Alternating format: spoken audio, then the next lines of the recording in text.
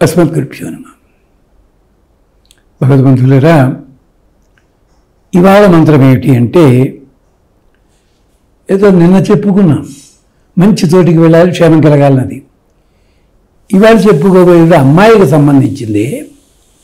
ఒక్కొక్కసారి విచిత్రం ఏమిటంటే, తండ్రి, తల్లి, సోదరుడు, అక్కలు, చెల్లెళ్ళు వీళ్ళందరూ కూడా ఉంటారు.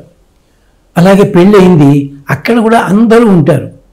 ఇంతమంది పరివారం ఉన్న ఆ అమ్మాయికి మనస్సులో ఏదో కాస్త కొరత, ఏ లోటు ఉండదు.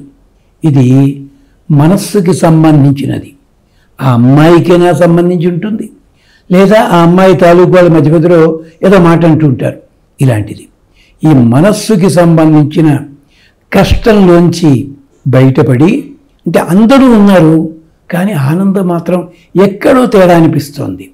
అలాంటి ఆడపిల్ల, వివాహమైన ఆడపిల్ల, వివాహమై ఏళ్ళు గడిచిన ఆడపిల్ల, సంతానం కలిగిన తర్వాత అలాంటి వాళ్ళ కోసం, గృహిణుల కోసం, నూతన దంపతుల కోసం ఒక చక్కటి మంత్రం ఇది. ఇది అమ్మాయిలైనా చదువుకోవచ్చు. అంటే వయసు పెద్దవాడిని కనుక అమ్మాయిలంటే 40-45 ఏళ్ళ వాళ్ళని కూడా అమ్మాయిలని సంబోధిస్తున్నాను. వాళ్ళైనా చదువుకోవచ్చు, లేదా ఇంట్లో ఉన్న మగవాళ్ళు ఎవరైనా, అంటే భర్త ఎవరైనా చదవచ్చు, లేదా పుట్టింటి వాళ్ళు పెద్దలు చదవండి. ఇది తప్పనిసరిగా మరి 108 సార్లు చదవండి. కొంచెం వీలు చేసుకుని ఉదయం పూటే నానవేసిన శనగలు నివేదన చేయండి. ఇష్టదైవం ఎవరున్నా సరే ఇది చెయ్యండి. శుక్రవారాలు మాత్రము లక్ష్మీ పూజ చేసి పరవాన్నం నివేదన చేయండి. ఇది చూడండి. ద్రుపదస్య సుతాచాహం దృష్టజుమ్నస్య చ అనుజ అగ్నికుండాత్ సముద్భూత నౌర్యా చరామి భోహో. ఇది కూడా చెప్పాను కదా, పురాణంలో ఇతిహాసంలో ఘట్టం ఇది. అందరూ ఉండి ఇబ్బంది పడ్డవాళ్ళు ఎవరో తెలుసా అండి? ద్రౌపది. ఎలాగంటారా అంటోంది, ద్రుపదస్య సుతాచాహం. లోకంలో ప్రసిద్ధి కలిగిన ద్రుపద మహారాజు కుమార్తెగా పుట్టాను, వరమున పుట్టి తిన్ అంటుంది ఆవిడ తిక్కన గారి భాషలో.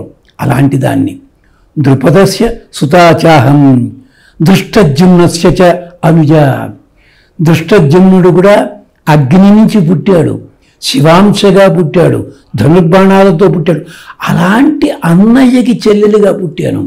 అలాగే నాన్న అంత గొప్పవాడు, అన్నయ్య ఇంత గొప్పవాడు. అంతేకాదు అగ్నికుండాత్ సముద్భూత, అగ్నిలోంచే ఒక్కసారిగా బయటకు వచ్చాను నేను. ఇంత పవిత్రమైన స్థితి ఉండి నేను కష్టపడాలా? నౌర్యాం చరామి భోహో. ఎందుకు పనికిరాని ప్రదేశాల్లో నడవాల్సి వచ్చింది. నడవచ్చా? నడవగలనా? చరామి భోహో. ఏమర్రా, ఆలోచించు ధర్మరాజా, ఆలోచించు కృష్ణ. వరమన గుట్టితిన్ భరతవంశము దొచ్చితి అందు పాండుభోనకు కోడలైతి అంటూ చెప్పుకుంటూ వస్తుంది ఆవిడ ఒక చోట. అలాగా అంటే అందరూ ఉండి కష్టపడ్డా.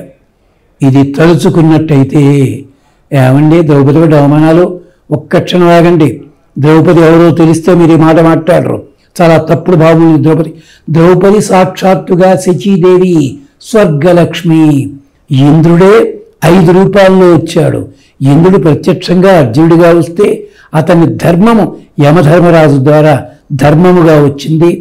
అతని బుద్ధి బలము వాయుదేవుని ద్వారా భీమునిగా వచ్చింది. అతని సౌందర్యము నకుల సహదేవులుగా వచ్చింది. ఇది విశేషం. అతని స్వరూపమే అర్జునుడిగా వచ్చింది. ద్రౌపది అంటే సాక్షాత్తు ఇంద్రాణి, శచీదేవి. ఇది గుర్తుపెట్టుకోండి. మీ మనస్సులో ఉన్న వేరే భావన తీసేయండి. ఇది చదవండి. కొత్తగా పెళ్ళైన అమ్మాయిలు ఇది చదువుకోండి అమ్మా. రోజుకి 21 సార్లు. ఎన్నాళ్ళు అంటారా? 108 అంటే 3 నెలల పాటు. మధ్యలో అవాంతరాలు వస్తే తీసేయండి. చూడండి మీకు అలాంటి జీవితం, ఎంతటి అద్భుతమైన జీవితం లభిస్తుందో ఆశ్చర్యపోతారమ్మా. చెప్పాం కదా, గుప్పెడు శనగలు నివేదన చేయండి అమ్మా శ్రద్ధగాను. అంతే. ద్రుపదస్య సుతాచాహం దృష్టజుమ్నస్య చ అనుజ అగ్నికుండాత్ సముద్భూత నౌర్యాం చరామి భోహో. దీనివల్ల ఏమవుతుందో తెలుసా? ఆత్మాభిమానం నిలబడుతుంది, తనన్న మాట నిలబెట్టుకునే స్థితి వస్తుంది, ఎవళ్ళకి తలదించని స్థితి వస్తుంది. అంటే దేవుడికి, ఇంట్లో పెద్దలకి తప్ప ఎవళ్ళకి కూడా, అంటే అలాంటి దాన్ని ఏమంటారంటే సెల్ఫ్ రెస్పెక్ట్ కూడా పెరుగుతుంది ఆడపిల్లలకి. ఇది గమనించండి అమ్మా, శ్రద్ధగా చేసుకోండి. 108 సార్లు అయితే ఉత్తమం. రాత్రిపూట ఒక్కసారి తలుచుకోండి, ఒక్కటే శ్లోకం ఒక్కటే తలుచుకోండి, జ్ఞాపకం చేసుకోండి. స్వస్తి.